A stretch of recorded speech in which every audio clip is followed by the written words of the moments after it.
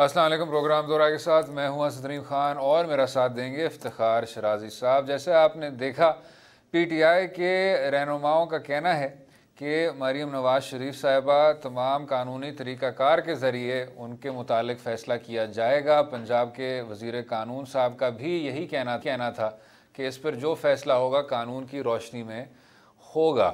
साथ में फवाद चौधरी साहब वफाकी वज़ीर साइंस और टेक्नोलॉजी का कहना था कि मरीम साहबा बाहर जा सकती हैं अगर वो प्ली बार्गन कर लें या नहीं, कन्विक्ट हो जाएं और ये बात तस्लीम कर लें कि उन्होंने रियासत के ख़िलाफ़ इस तरह का कोई जुर्म किया हो। जनाब शराजी साहब, इस पर मैं ज़्यादा डेल्व करना था कि वो जाएंगी कि नहीं जाएंगी, जाना चाहिए उनको कि नहीं जाना चाहिए। मेरे ख्याल से ये कहा जा सकता है कि इसकी कितनी ज़्यादा तरजीह है बतौर डिस्कशन, या उसका क्या उसमें कोई पॉलिसी है वगैरह, कोई ख़ास मुझे उसकी सेंस नहीं बनती। ये ज़रूर है कि जो आपकी जूरिस्प्रूडेंस है उसने किस तरफ इवॉल्व किया है। क्लियर है कि अगर किसी पे नैब का केस भी हो, अगर वो ताउन कर रहे हैं इन्वेस्टिगेशन के साथ और केसेस में पेश हो रहे हैं, फ़्लाइट रिस्क नहीं है, सबूत को डिसरप्ट नहीं करेंगे, तो फिर उनको जाना चाहिए। हाँ, इसमें भी कोई दो राय नहीं है कि जो भी कानूनी पहलू है, प्रेसिडेंट है, उसकी रोशनी में आप सब कुछ करें। ये मुझे कोई बहुत बड़ा टॉकिंग पॉइंट लगता नहीं है, इसको इतना बड़ा इशू शायद नहीं बनाना चाहिए। ठीक कह रहे हैं, ये आपकी राय हो सकती है, लेकिन इस वक्त तो मेरे ख्याल में पाकिस्तान के मीडिया जो है अगर कोई 3-4 बड़े इश्यूज को डिस्कस कर रहा है तो उसमें एक ये इशू भी शामिल है।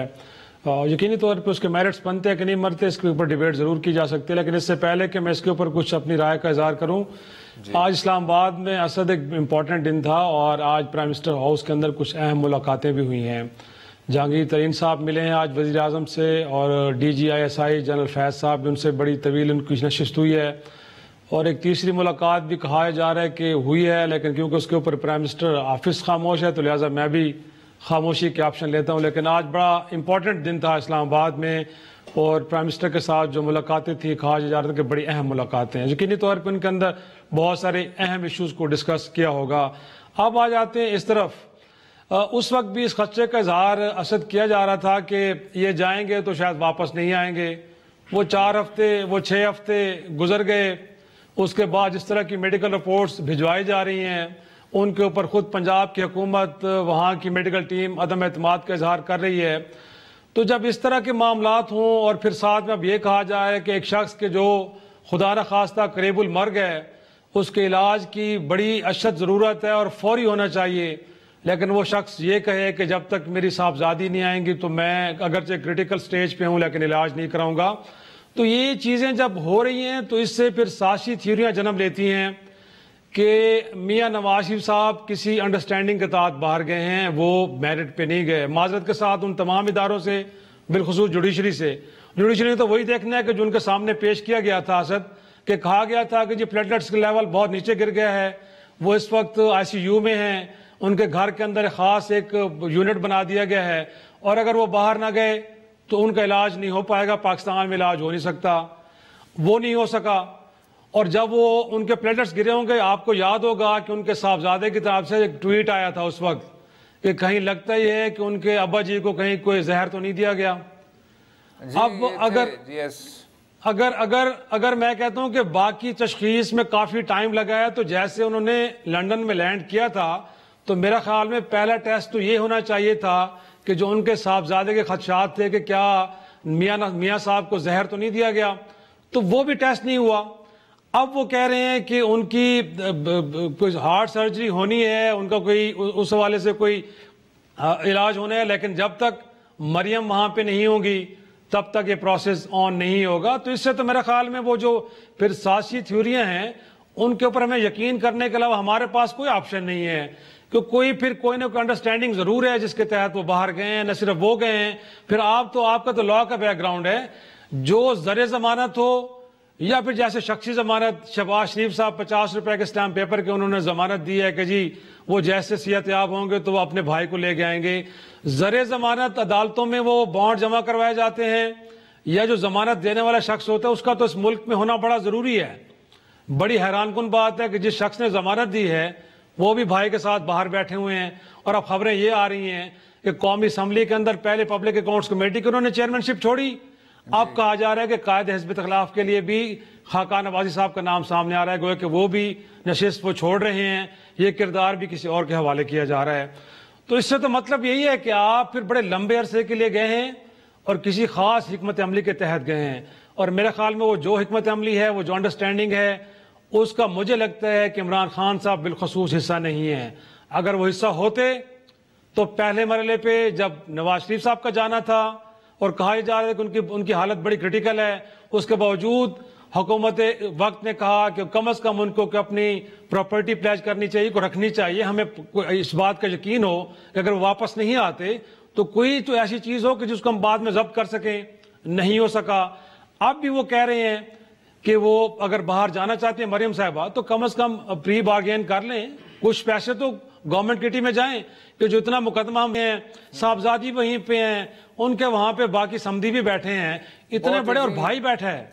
बहुत ही अदना सी अंडरस्टैंडिंग है मेरे ख्याल से शराजी साहब वो ये बयानियाँ कंस्ट्रक्ट कर रहे हैं कि मरियम नवाज साहिबा कन्विक्ट तो हो गई थी, लेकिन उसके बाद फिर हाई कोर्ट ने उनका जो सेंटेंस है वो सस्पेंड कर दिया, और अब उस सस्पेंशन के दायरे में रहते हुए वो कह रहे हैं कि जो अब ये सेपरेट केस इन पे बना है चौधरी शुगर मिल्स के हवाले से, उसके सिलसिले में अब उनको ये अब आदमी क्या कहे, ये फैसिलिटी दी जाए कि वो अपने वालिद साहब की तीमारदारी कर सकें। आपकी बात लेकिन बिल्कुल दुरुस्त है, और हमारा असल में जो मेमोरी स्पैन है वो बहुत ही ज़्यादा मुख्तसर से मुख्तसर होता जा रहा है। लेकिन उनके साहिबजादे ने ये बात की थी कि मियाँ नवाज शरीफ साहब को शायद और तरह के अमूर हो सकते हैं, कोई पॉइजनिंग हो सकती है, ये तमाम चीज़ें हो सकती हैं। उस टेस्ट की भी बात नहीं बनी। लेकिन जब आपने उनके साहिबजादे का जिक्र किया तो एक और बात मेरे जहन में आई कि अगर उनके साहिबजादे वहाँ मौजूद हैं और वो तो इंग्लिस्तान के शहरी भी हैं, तो उनकी भी वो तीमारदारी कर सकते हैं अपने वालिद साहब की। ऐसी बात नहीं है कि उनको हर एक ख़ुसूसी तौर पे हर एक शख्स चाहिए अपनी फैमिली का कि वो सतून बने और मियाँ नवाज शरीफ साहब को इन तमाम चीज़ों से महफूज रखें। ये असल में जनाब शराजी साहब एक नॉन इशू है, इसको बार बार मीडिया में ये जितना सर्कुलेट हो उसको आप उतनी ज़्यादा अहमियत देते हैं।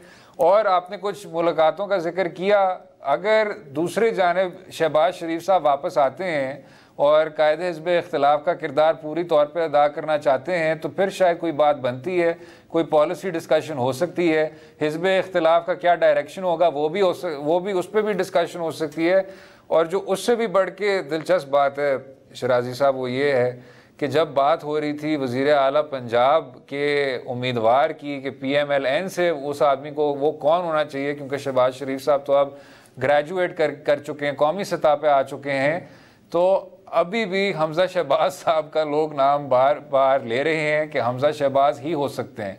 तो एक जानिब आप शायर खाकान अब्बासी साहब की बात कर रहे हैं, लेकिन अभी भी ये जो सियासी जमात है जल्द अज जल्द ख़ानदानी बादशाहत में तब्दील हो रही है। अरे वो तो इसमें तो कोई शक नहीं, मेरे ख्याल में ये तो बड़ी चीज़ें तयशुदा हैं कि अगर वहाँ पे कोई होगा तो पहले भी आपने देखा है कि मरकज़ के अंदर बड़े भाई प्राइम मिनिस्टर थे और छोटे भाई चीफ मिनिस्टर थे, तो फैमिली से बाहर तो चीज़ें उन्होंने हरगिज़ नहीं जाने देंगी। जब उनके पास नंबर्स पूरे होते हैं तो फिर वो खुद ही कैंडिडेट बनते हैं, और जब नंबर्स पूरे ना हो तो फिर कोई भी हो सकता है, वो खाका नवासी हो सकते हैं, ख्वाजा आसिफ हो सकते हैं, वो कोई भी हो सकते हैं। लेकिन कम टू द पॉइंट मैं इस पे थोड़ा सा फिर एक अपना एक एनालिसिस देना चाहूंगा। इनफैक्ट जो इस वक्त खान साहब को परेशानी है असल, ये जनाब यही जो खान साहब को जो परेशानी है अगले सेगमेंट में यही डिस्कस करेंगे, क्योंकि हमारा वक्त जरा कम हो रहा है। वक्फे शराजी साहब से सुनेंगे क्या परेशानी है और अपोजिशन अभी भी क्या किरदार अदा कर सकती है, हुकूमत को कौन से मसाइल दरपेश हैं। रहिएगा हमारे साथ।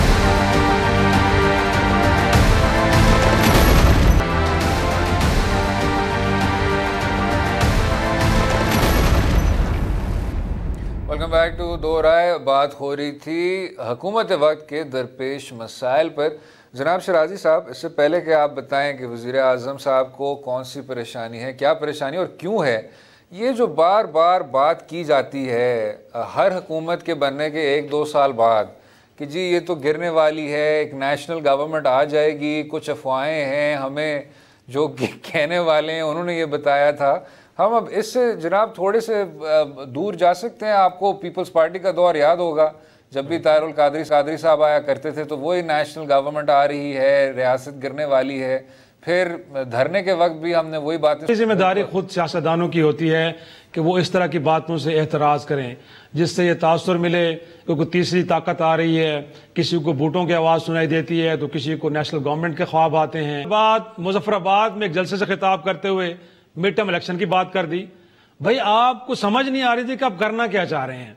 एक हुकूमत, एक तो यह है कि 10 साल बाद कहीं जमहूरियत लौटी है, एक पार्टी को अभी टाइम मिला है, 2.5 साल का वक्त भी पूरा नहीं हुआ और आप मिड टर्म इलेक्शन की बात कर रहे हैं। या फिर उसके बाद हमने 2013 के बाद देखा यही हुआ कि आप नवाज शरीफ साहब ने क्या किया, उनको इक्तदार मिला, उसके बाद वो सोलो फ्लाइट में चले गए, तमाम पॉलिटिकल फोर्सेस से वो डिस्टेंस पे चले गए जी। और उन्होंने कहा जी वो आप इस मुल्क के अंदर फर्द वाहिद का इक्तदार चाहते हैं, बाकी कोई ना हो मुस्लिम लीग नून के अलावा। उसका नतीजा क्या हुआ कि जब क्राइसिस आए, ये तो बड़ी मेहरबानी उस वक्त की पॉलिटिकल फोर्सेस की कि जब आपसे इस्तीफा मांगा गया और बाद में कंफर्म भी किया आपने कि जी हाँ मुझसे कहा गया था कि आप इस्तीफा दे दें, उस वक्त अगर पॉलिटिकल फोर्सेस आपको रेस्क्यू करने के लिए ना आती तो शायद आप इस्तीफा पेश भी कर देते। साथ मैं समझता हूँ कि पीपल्स पार्टी ने साथ दिया था आपका।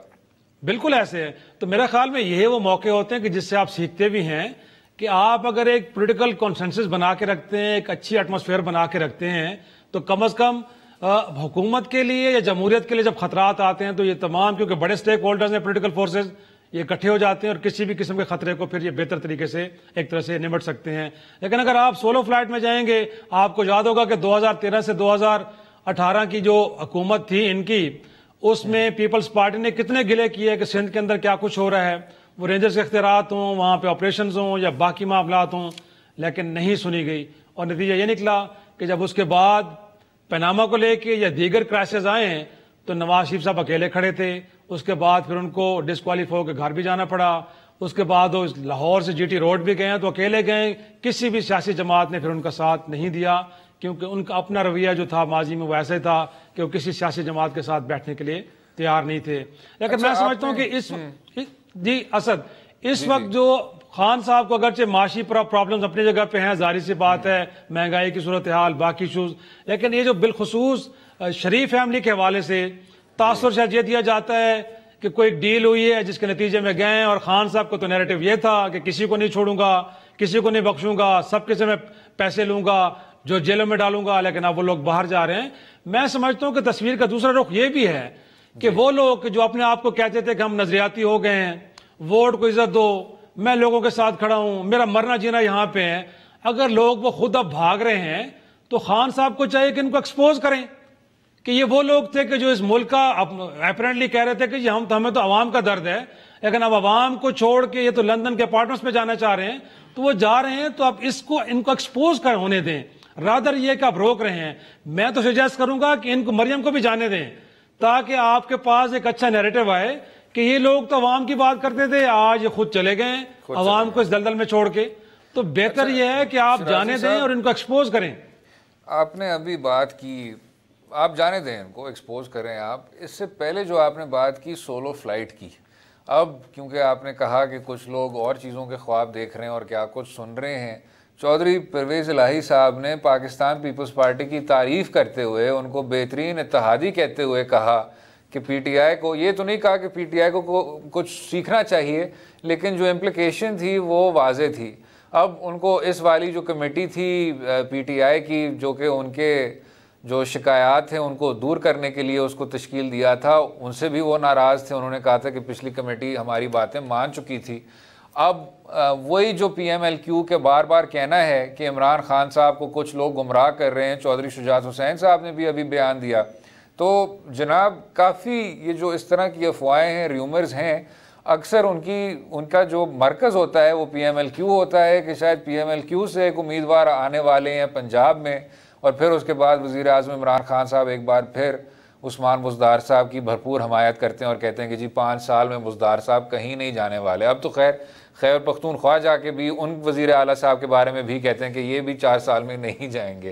तो जब आप PMLQ को इस तरह की सूरत हाल में बैठे हुए देखते हैं, तो क्या PTI भी सोलो फ्लाइट अपना रही है PMLN स्टाइल? नहीं, मैं इसको सोलो फ्लाइट तो नहीं कहूँगा। इनफैक्ट देखें, मेजर पार्टनर वहाँ पे PTI है, जाहिर सी बात है, बड़ी जमात है वहाँ की, और मेरा ख्याल में कल को अगर कोई फेलियर होता भी है तो उसकी जिम्मेदार पाकिस्तान तहरीक इंसाफ होगी। कोई परवेज इलाही साहब की तरफ तो उंगली नहीं उठाएगा कि आपकी हुकूमत वहाँ पे नाकाम होगी। वो एक छोटा सा कॉम्पोनेंट है उस हुकूमत का। तो अगर खान साहब इतना बड़ा चैलेंज ले रहे हैं, वो बिल्कुल उस्मान बुज़दार साहब इनएक्सपीरियंस्ड आदमी हैं, उनको कोई तजर्बा लंबा चौड़ा नहीं है, वो कोई बहुत कैरिस्मेटिक पर्सनैलिटी के मालिक नहीं है, और कोई ऐसा कोई उनके एंड के ऊपर कोई बड़ी बड़ी कामयाबियां भी नहीं है। लेकिन अगर उनका जो चीफ कमांडर है इमरान खान, अगर वो रिस्क ले रहे हैं तो मेरा ख्याल में फिर आप बतौर इत्तेहादी उनके साथ खड़े हो जाएं। लेकिन अगर आप उस तरह की स्पेस लेना चाहते हैं जिस तरह की स्पेस पीपल्स पार्टी के दौर में आपको मिली या नून लीग के दौर में JUFA को मिली, अब देखें उस वक्त हाउसिंग के मिनिस्ट्रीज हों या शिपिंग के मिनिस्ट्रीज हों, आज उन्हीं मिनिस्ट्रीज को लेके तो नैब के अंदर केसेस चल रहे हैं। अकब दुरानी साहब पिछले दौरे हुकूमत के केसेस भुगत रहे हैं और उनके पास हाउसिंग की मिनिस्ट्री थी। तो अगर आप खान साहब से ये उम्मीद लगा के बैठे कि इस तरह की लोक्रेटिव किस्म की मिनिस्ट्रीज आपके हवाले करेंगे और कल को इस तरह की मारदाड़ होगी, तो मेरे ख्याल में खान ये वाला काम तो करने को तैयार नहीं है। हाँ, अगर कोई जेन्युइन किस्म के कंसर्न्स हैं तो उनको जरूर सुनना चाहिए, इससे पहले भी हम बात कर चुके हैं। तो आप कह रहे हैं जनाब कि रवायती सियासत की बुनियाद पे आपकी इस तरह की शिकायतें नहीं होनी चाहिए। नहीं होनी चाहिए। अगले हिस्से में बात करें कश्मीर पॉलिसी के हवाले से।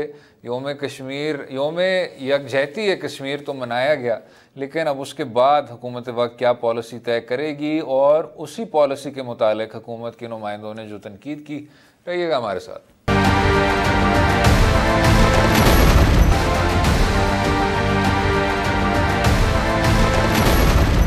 अफगानिस्तान के दारुल हुकूमत काबुल में कायम एम्बेसी, पाकिस्तान एम्बेसी में योम यकजहती कश्मीर की तकरीब को रोका गया। जनाब शराजी साहब उस पर बात करते हैं, लेकिन इससे पहले इस तनकीद पर आ जाएं जनाब जो आपकी फ़ॉरेन ऑफिस के ख़िलाफ़ की जा रही है।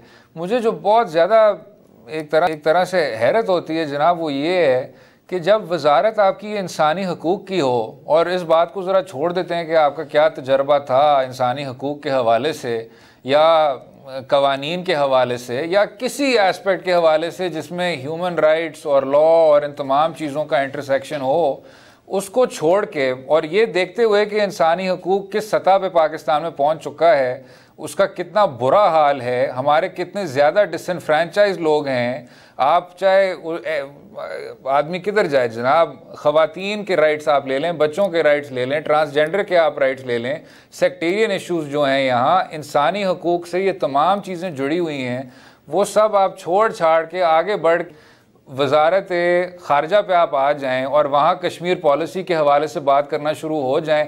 या तो ह्यूमन राइट्स आपकी तब्दील हो गई, या तो बैनुल-अक़वामी कवानीन और बैनुल-अक़वामी कन्वेंशंस, वो जो तमाम ऑब्लिगेशंस थे आपने पूरे कर लिए होते जो आपने रेटिफाई किए हुए हैं, या तो आपने कोई जो आपकी अक़लियतों का जो बुरा हाल हुआ है ख़वातीन और बच्चों के साथ जो इस मुल्क में हो रहा है, जो आपके एथनिक ग्रुप्स के ख़िलाफ़ हो रहा है, जो आपकी दहशत गर्दी की लहर है जिसके ज़रिए इन तमाम लोगों को टारगेट किया गया है, जिस तरह नफ़रतें फैलाई गई हैं जनाब, कहाँ शुरू करें कहाँ ख़त्म करें, उसको छोड़ छाड़ के आप जाती हैं और कश्मीर के बारे में बात करना शुरू हो जाती हैं।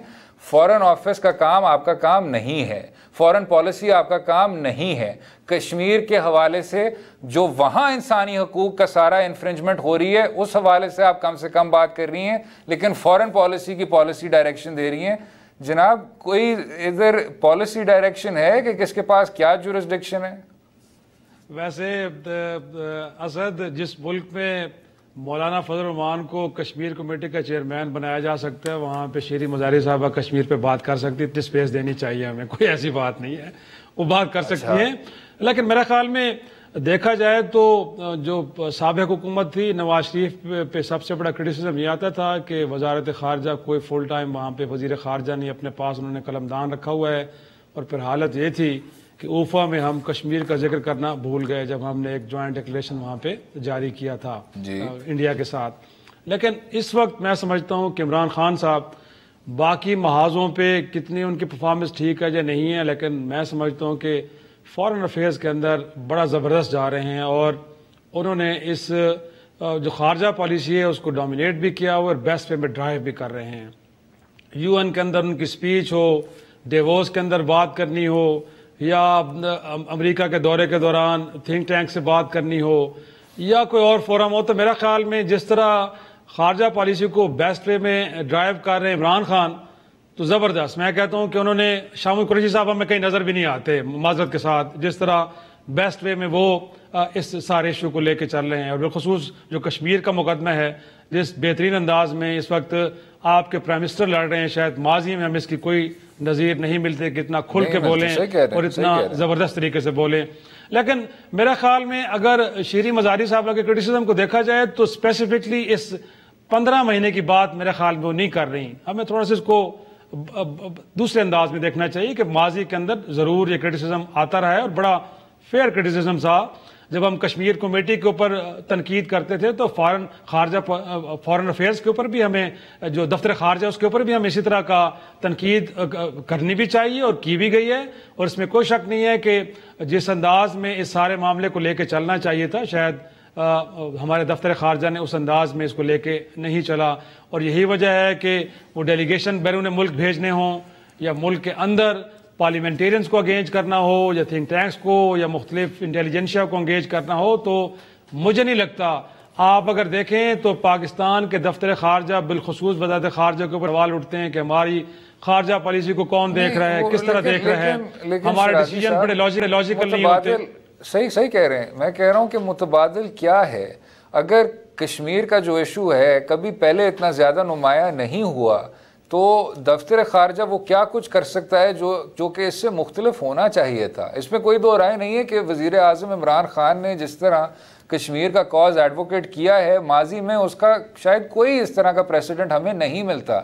लेकिन शाह महमूद कुरैशी साहब और जो फॉरेन सेक्रेटरी साहब हैं और जो दफ्तर खारजा का किरदार है वो थोड़ा सा मुख्तलिफ है।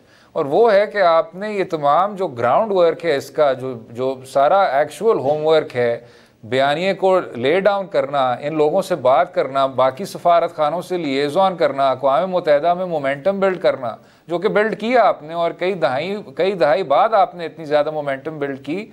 फिर बैनुल अक़वामी जो आपके मीडिया ऑर्गन्स हैं उनको किसी तरह से कश्मीरियों की आवाज़ों को सेंटर करना और उनके सामने रखना, वो सब दफ्तर खारजा का काम है। और दफ्तर खारजा ने मेरे ख्याल से जनाब इसमें अपना किरदार अदा किया है। क्या उनको बहुत ज़्यादा और करना चाहिए? 100% करना चाहिए। लेकिन मुझे इस तनकीद में मुतबादिल नहीं बताया जाता।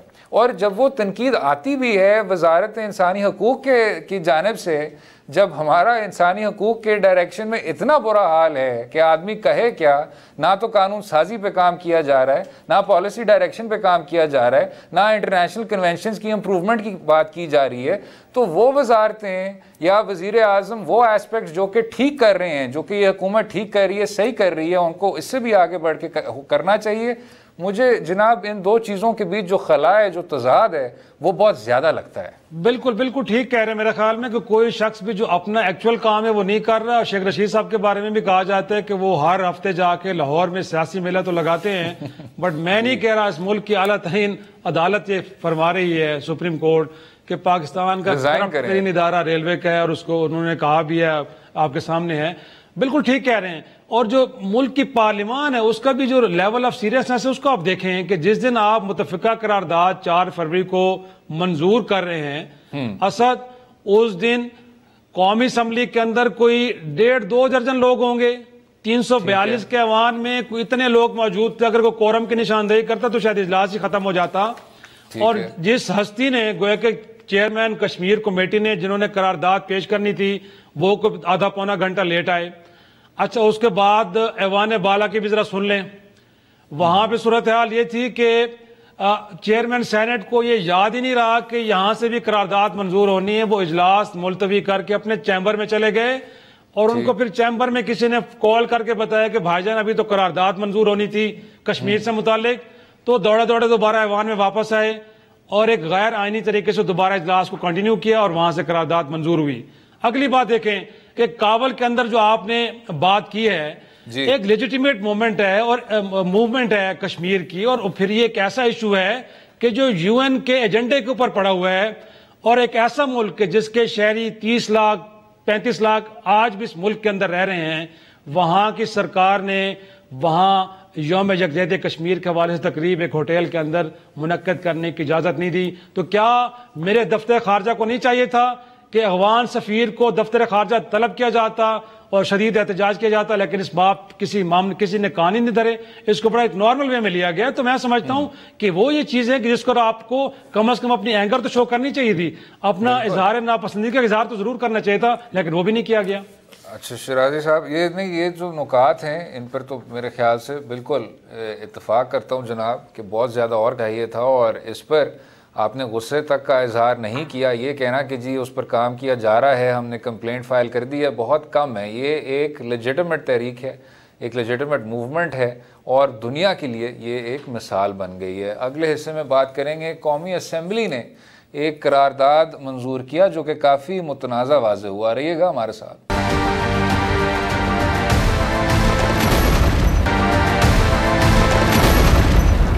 वेलकम बैक टू दो राय। पार्लियामान में करारदाद पेश की गई जिसको मंजूर किया गया कि बच्चों के खिलाफ जो संगीन जुराइम करते हैं उनकी सरेआम फांसी होनी चाहिए। जनाब शराजी साहब, आपको याद होगा कि कुछ साल पहले ज़ैनब केस जो कि इंतहाई तशवीशनाक केस था, तो उसके सिलसिले में भी यही बात की गई थी कि सरेआम फांसी होनी चाहिए, और इस पर सेनेट के अरकान ने भी काफ़ी ज़्यादा सर जोड़ के कोशिश की थी कि इसमें क्या लाए अमल तय करना चाहिए।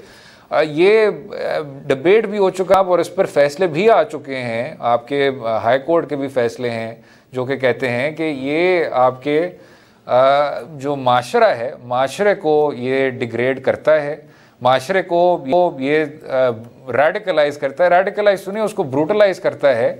फांसी की सज़ा है आपके पास, लेकिन उसका जब इस तरह का प्रोसीजर हो, सरेआम प्रोसीजर हो, तो वो कोई ख़ास चीज़ अचीव कर नहीं सकता। किस तरह देखते हैं जनाब?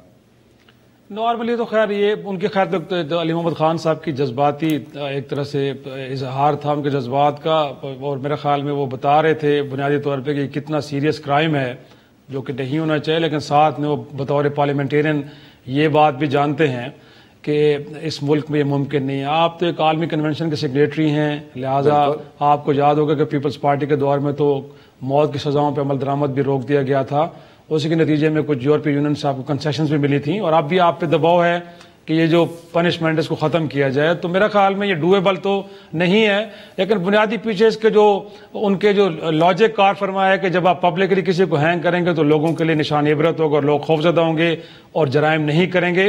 लेकिन मैं समझता हूँ कि ये इसमें कोई विजडम नहीं है।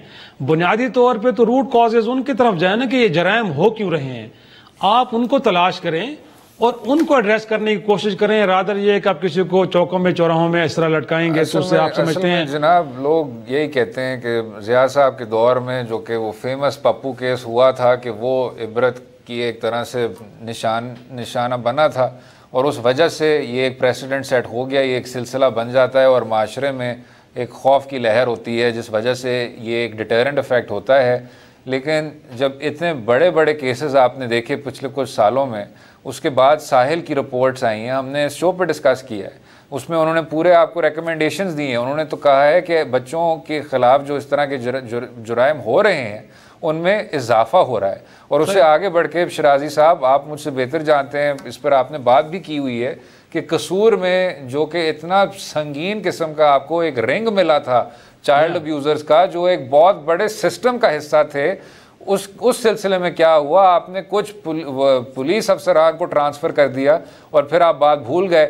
और सबसे ज़्यादा तनकीद करने वाले, एंड राइटली सो, पीटीआई थी। पीटीआई की तारीफ़ ये बनती है कि उन्होंने ये इशू उठाया था शहबाज शरीफ के दौर में, लेकिन जब कसूर से वही वाक़यात होना शुरू हो गए उनके अपने वक्त, तो जनाब कोई हमें उस तरह का फॉलो थ्रू नहीं नज़र आता। कुछ आपके पीटीआई के चाइल्ड प्रोटेक्शन में हमने शो पे भी लिए हैं, उनका वो अच्छा काम कर रहे हैं, लेकिन इसका एक नेशनल आउटरीच होना चाहिए जो कि नहीं हो रहा। इस तरह की करारदादें मंजूर कराने से कोई ख़ास फ़र्क नहीं पड़ता, रूट कॉजेज़ पे आए जनाब। और सबसे पहले जो कसूर वाले लोग हैं जो बार बार बरी हो रहे हैं, उनकी तरफ आप क्यों नहीं देखते?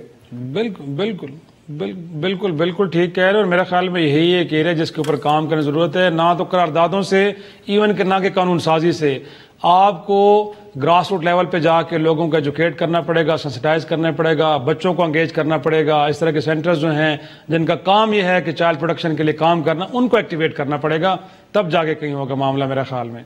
बिल्कुल ठीक। उम्मीद है आपको आज का प्रोग्राम पसंद आया होगा। मुझे इफ्तिखार शराजी को इजाज़त दें, कल तक और अपनी राय से भी हमें आगाह कीजिए। खुदा हाफ़िज़।